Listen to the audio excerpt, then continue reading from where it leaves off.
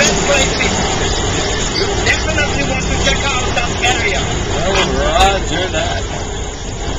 Well, folks, as we cross onto the savannah, you're going to see a different ecosystem and different animals. Now, speaking of different, take a look at that funny-looking upside-down tree over here on your right-hand side. That's kind of different. Known as a baobab. Now, they can survive long periods of drought by storing water in their trunk and going up to 9 months without any leaks.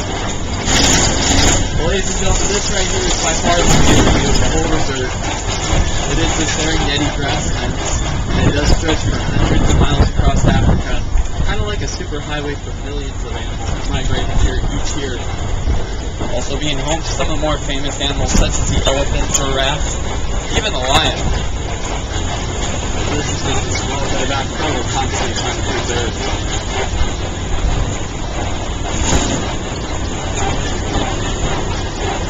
Now the landscape may be a little bit rough, but it is made up by the animals that live here. As you can see some trees up ahead and leaning, some even laying down on the ground.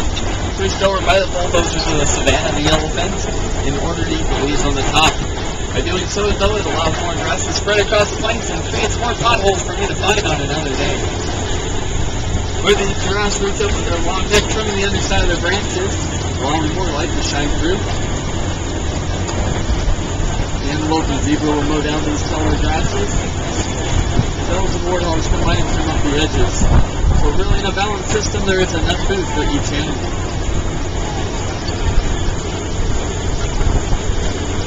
Over here to the left, squirrels coming up ahead. Smaller cone and funnel-shaped mounds of earth, known as termite mounds. Now being as hard as concrete, that makes it one of the favorite scratching posts for elephants and giraffes. But eventually they too will wear down like that one over there on the right. And it'll be the antelope and the gazelles that stand on top of them to look out for predators in the taller grass. But I tell you folks, we really shouldn't have any volunteers with small hands. There we go, I see a hand back there. We'll get that young gentleman to stick his hand down one of these termite mounds. Reach down, pull out a handful of termites. We'll cover them in chocolate. Have chocolate covered termites for dessert. They're really good. If you haven't tried them, you gotta try the candy coated grubs too. Delicious. So is the basil bark, but you gotta watch out for basil bark that's young and splinters in your tongue. You're out here with me for 2 weeks, that's 14 days and 13 nights of my crazy cooking, so all I can say to everyone now is sorry. But we'll worry about dessert when we get a little bit closer to nighttime.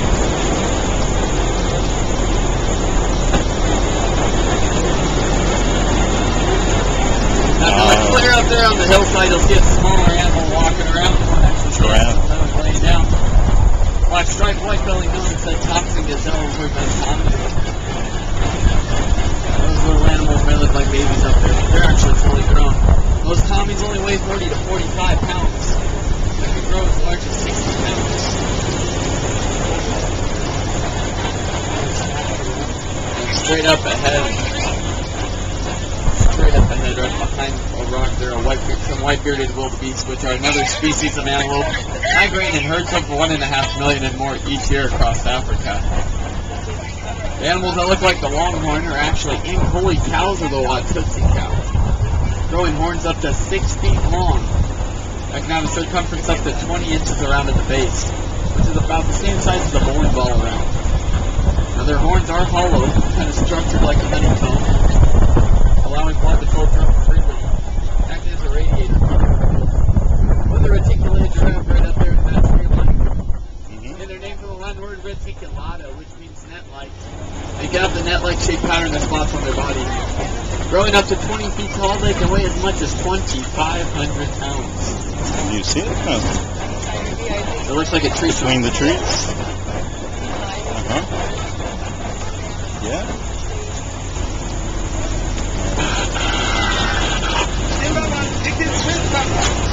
Oh. Moses coming up to Monkey Point. Over. Monkey Point.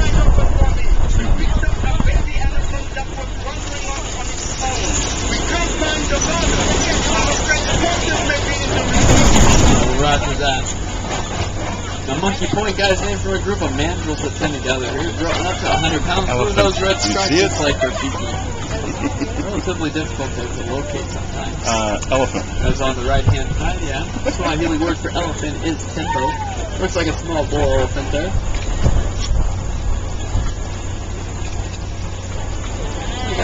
Didn't find monkeys, but found an elephant. Let's see if we can find a radio station. We can all do a sing-along together. We got a gentleman right up here who volunteered to start us off. Here we go. Come on now. There you go. You don't know the words, just make some up. What you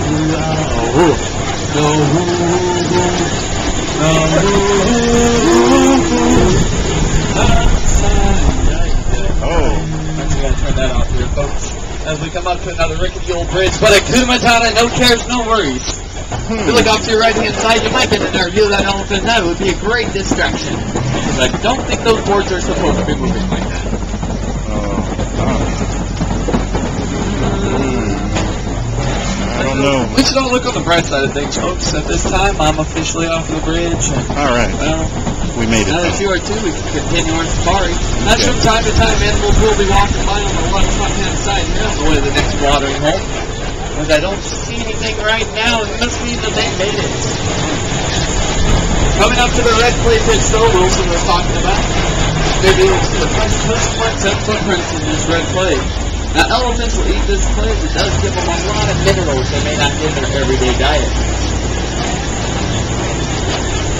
But here on the reserve, scientists are constantly studying vocal communications of the elephant to see how they interact and what they need to survive. The more we learn about these animals,